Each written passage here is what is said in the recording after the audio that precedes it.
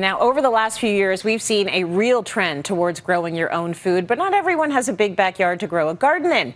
Don't worry, you can still make it work with raised planters. So Carson is showing us how to build them right now. Carson, how much space do you realistically need?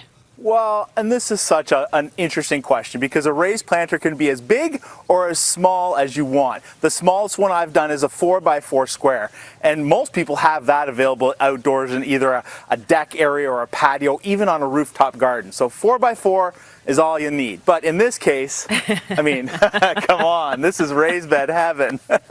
I've got a few more than that. It is so beautiful to see all those raised beds. It's like, it's gorgeous. You have your own like gardening center there, which is amazing. So let's talk about building materials. What do you recommend when it comes to building material? So every year I get asked the same question. What can I use? How do I do it? So I actually threw it up on my Instagram account, but for all the Cityline viewers, I'm going to give you the pro tips. So speaking of the wood, first of all, I'm going to pick this board up.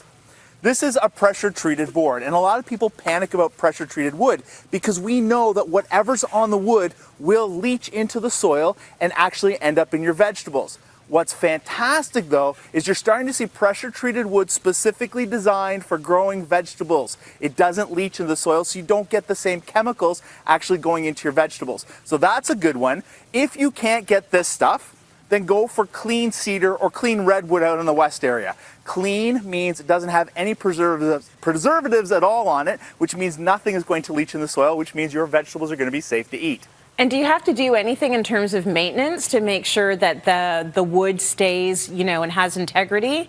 So my vegetable beds are about 8 years old right now, and I've seen zero rot, zero decay, no breakdown. In fact, they look almost the same as if I had done them just recently, which is fantastic. That's what you're looking for. You don't want these to have to be replaced every few years. So I anticipate this is going to last me another 15 to 20 years before I have to do any major changes. Very good. Okay, do you need to line the container?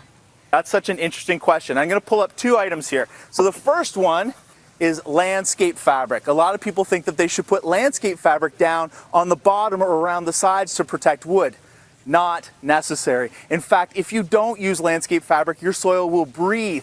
Breathing actually adds more oxygen to the soil, which means all those healthy microbes will be happier. Even better, stay away from this stuff. Plastic. People think they have to put plastic down, and what we're seeing now is mold spores forming between the plastic and the wood with moisture. So don't use any plastic. You can avoid the landscape fabric, but if you're worried about the bottom, I've got a really simple tip. Just a simple cardboard box. Make sure you take off all the tape because the tape won't break down, but the cardboard box will naturally decompose underneath the garden bed. So it feeds your soil, but it also stops the weeds from coming up from below. And everybody's got cardboard available. Oh my gosh, you might have a few thousand of those kicking around at home based on all the online orders that most of us have been getting in. So that is really good to know. What kind of soil is going to work best, and does it have to be container soil? I always talk about the fact that soil in raised beds is almost a living organism. Yeah, it doesn't have feelings, but at the same time, think of it more like the yeast that you use for sourdough bread or the starter that you do for kombucha. It's something that you continually add to keep it healthy, to keep the bacteria and the microorganisms actually working, because that's what's going to make your plants happy. So I'm always talking about soil like this bag here that is organic, big organic word on it. Remember, your plants absorb from what they're planted in. Organic soil means it's full of organic, naturally occurring nutrients. You probably have to get a lot of soil, don't you, for all those raised beds? Each one of these raised beds was 30 wheelbarrows of soil. So yeah, it was a workout. What are you going to do with all those veggies? Are you going to send me some? So we actually feed my family, but anything extra we donate to the food bank. So I feed the community as well. That is the best possible answer. I love to hear this. And what a great reason to start growing your own food. Feed yourself and then feed anyone else who needs it, because there's so many people that are hungry, and you shouldn't be going hungry in this amazing country of ours. So Carson, thank you so much. As you mentioned, this is a great option for people with small spaces, and we have a viewer question about that from Hannah for you right now.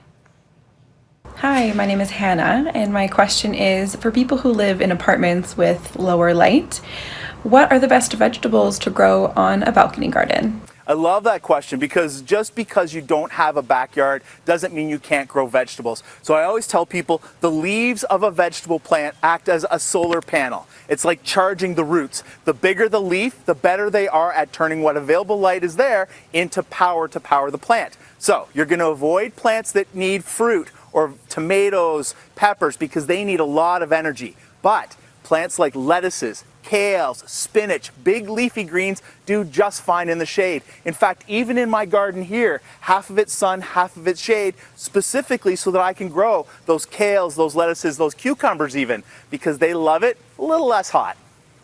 Oh, you've thought of everything, Carson. Thank you for that.